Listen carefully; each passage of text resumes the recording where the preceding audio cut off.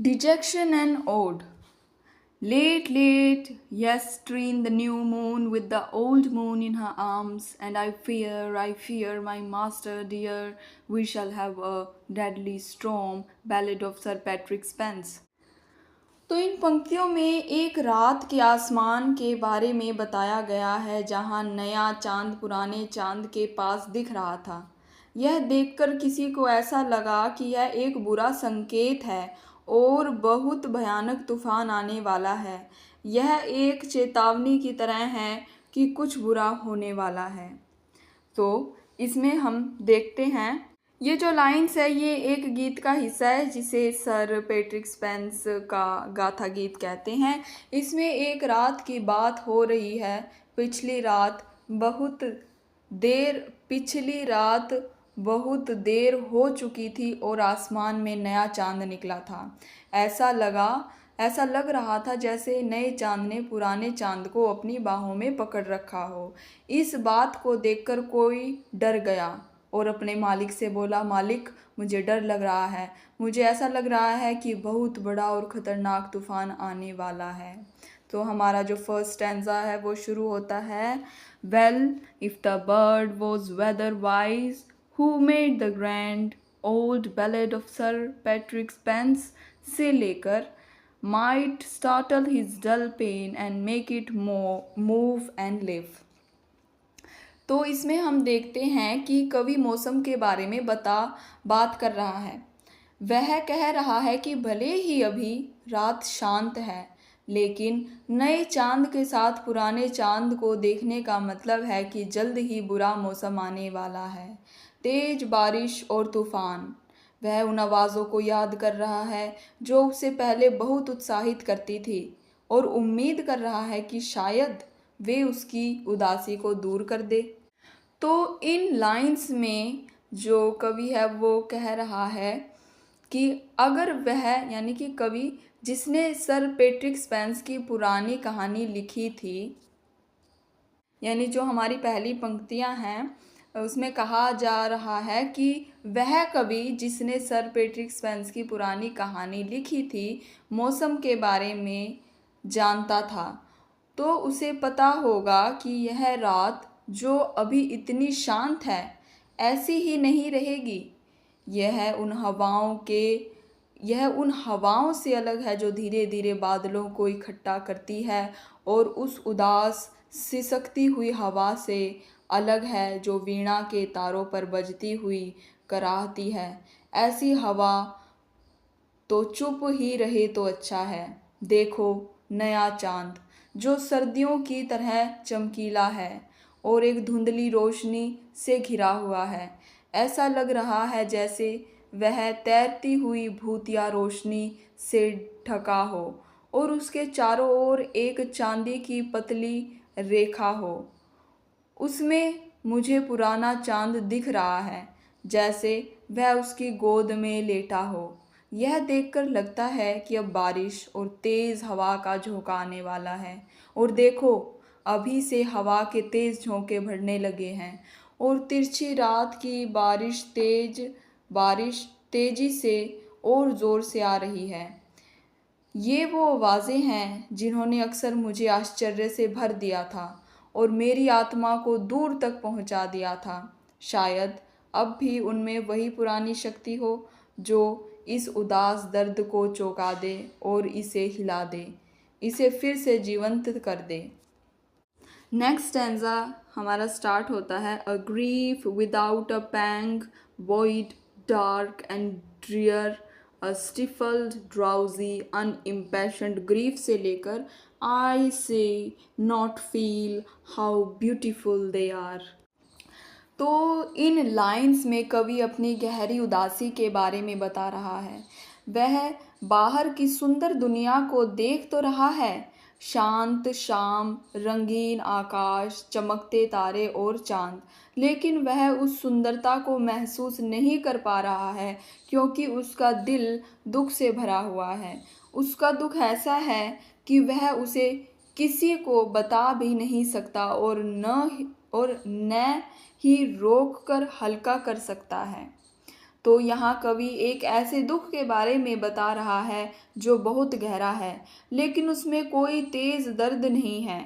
यह खाली, अंधेरा और उदासी भरा दुख है। यह ऐसा दुख है जो दबा हुआ है, सुस्त है और जिसमें कोई भावना नहीं है। यह ऐसा दुख है जिसे बाहर निकलने का कोई रास्ता नहीं मिलता, न शब्दों में, न आहों में और न ही आंसुओं में। हे देवों, इस कमज़ोर और बेनाम के मूड में मेरा ध्यान दूर के गाने वाले पक्षी की आवाज़ से हटकर दूसरी बातों पर चला गया। पूरी शाम जो इतनी शांत और सुखद थी, मैंने पश्चिमी आकाश को देखा और उसके अजीब पीले हरे रंग को निहारा, और अब भी मैं उसे देख रहा हूँ, कितनी खाली आंखें से, कितनी खाली आंखों से, और उन पतले बादलों को जो टुकड़ों और धारियों में हैं, और ऐसा लग रहा है जैसे तारे उन्हें हिला रहे हों। वे तारे जो बादलों के पीछे या बीच में चमकते हैं, कभी तेज तो कभी धीमे, लेकिन हमेशा दिखाई देते हैं। वह अर्धचंद्राकार चांद ऐसा लग रहा है जैसे वह अपने ही नीले बादलों और तारों से रहित झील में उगा हो। मैं देख तो रहा हूँ, महसूस नहीं कर रहा हूँ कि वे कितने सुंदर हैं। हमारा थर्ड स्टैंजा शुरू होता है, my genial spirits fail and what can these avail to lift the smothering weight from off my breast if were a vain endeavour से लेकर the passion and the life whose fountains are within तक। तो हम इस stanza की lines में देखते हैं कि कवि उदास महसूस कर रहा है। उसे लगता है कि उसकी सारी खुशी चली गई है और उसके दिल पर एक भारी बोझ है। वह जानता है कि बाहर की सुंदर चीज़ें जैसे पश्चिम में दिखने वाली हरी रोशनी उसे खुश नहीं कर सकती, क्योंकि असली खुशी और उत्साह तो हमारे अपने अंदर से ही आता है। अगर अंदर से अच्छा महसूस नहीं हो रहा तो बाहर की कोई भी चीज़ हमें खुश नहीं कर सकती। सो यहाँ कवि कह रहा है कि उसकी खुश मिजाजी और उत्साह कम हो गया है।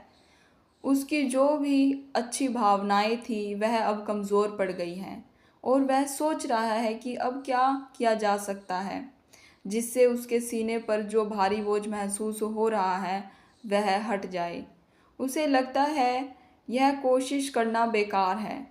भले ही वह हमेशा पश्चिम में दिखने वाली उस हरी रोशनी को देखता है, वह जानता है कि बाहरी चीज़ों को देखने से उसे वह जोश और वह जीवन नहीं मिल सकता जिसका झरना तो उसके अपने अंदर ही है। तो अब हम फोर्थ स्टैंजा देखेंगे जो कि शुरू होता है, O lady we receive but what we give and in our life alone does nature live से लेकर of all sweet sounds the life and element तक। तो इस स्टैंजा की लाइन में हम देखेंगे कि कवि कह रहा है कि हम दुनिया को वैसे ही देखते हैं जैसा हम महसूस करते हैं।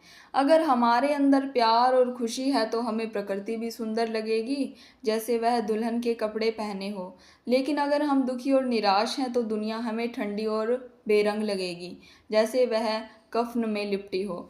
इसलिए हमारे अपने दिल और आत्मा से ही असली रोशनी और सुंदरता निकलती है जो पूरी दुनिया को सुंदर बना सकती है। हमारी अपनी भावनाएं ही सभी प्यारी आवाज़ों और खुशियों का स्रोत है।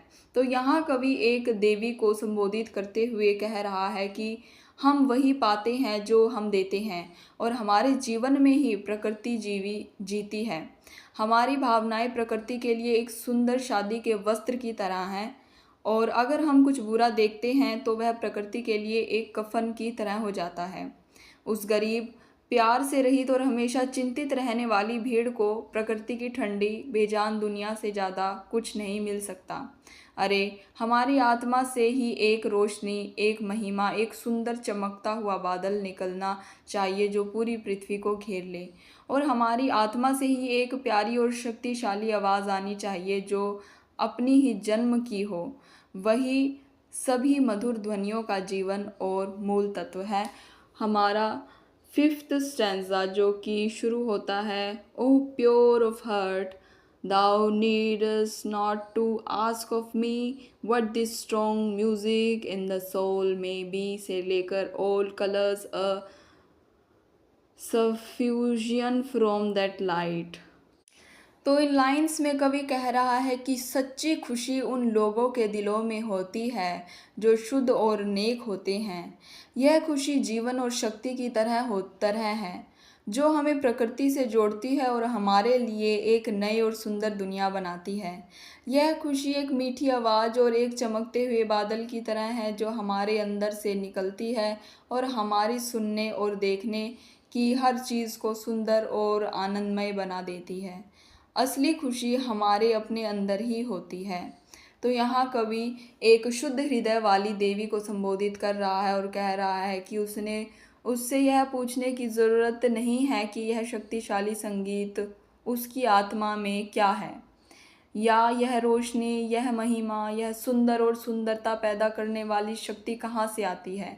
वह कह रहा है कि आनंद, हे नेक देवी, आनंद तो उन लोगों के लिए बचा है जो शुद्ध हैं और उनके सबसे पवित्र समय में जीवन और जीवन की प्रचुरता एक ही समय में बादल और बारिश की तरह है।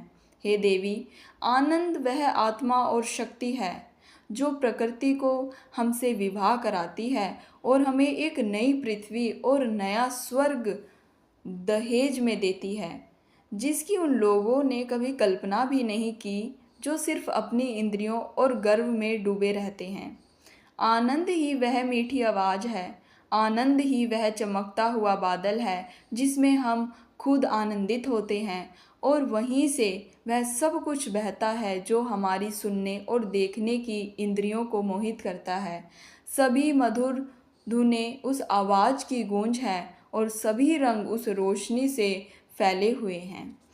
अब हमारा जो 6th स्टैंजा है वो स्टार्ट होता है। There was a time when thought my apathy was rough, this joy within me dallied with distress, से लेकर and now is almost grown the habit of my soul तक।